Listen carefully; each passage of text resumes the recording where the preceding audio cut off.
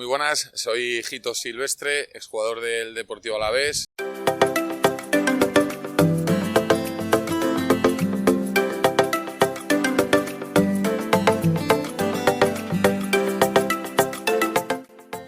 Bueno, cuando eres futbolista te lo tomas de diferente manera, ¿no? Porque cada juegas un partido, al día siguiente hay entrenamiento, es un trabajo, vienes de dar muchas vueltas en muchos equipos y realmente es un equipo más del que toda tu trayectoria has pasado, ¿no? Que siempre intentas hacerlo mejor por el bien tuyo y del equipo, ¿no? Pero como aficionado es totalmente distinto, ¿no? Este equipo es el día a día, las charlas con los amigos, los desplazamientos.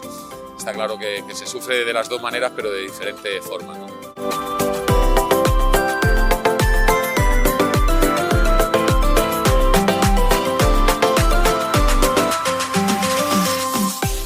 Bueno, pues yo creo que sentimiento, ¿no? Yo creo que la afición de aquí, pues poco a poco te va demostrando lo que es el Alavés. Es una manera de vivir, un sentimiento, forma parte de cualquier vitoriano que le guste el fútbol, va ligado al Deportivo Alavés.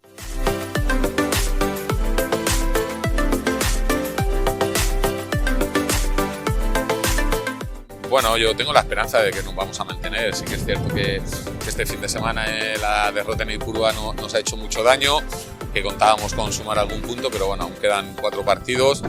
Dependemos de nosotros mismos. Yo creo que ganando 2 partidos de los 4 nos salvaríamos, pero sí que es cierto que estamos en una situación delicada, ¿no? Que estamos ahí, vamos a llegar a la última jornada jugándonos la permanencia y ojalá por el bien de todos que podamos lograr esta es la temporada que viene con público en Primera División.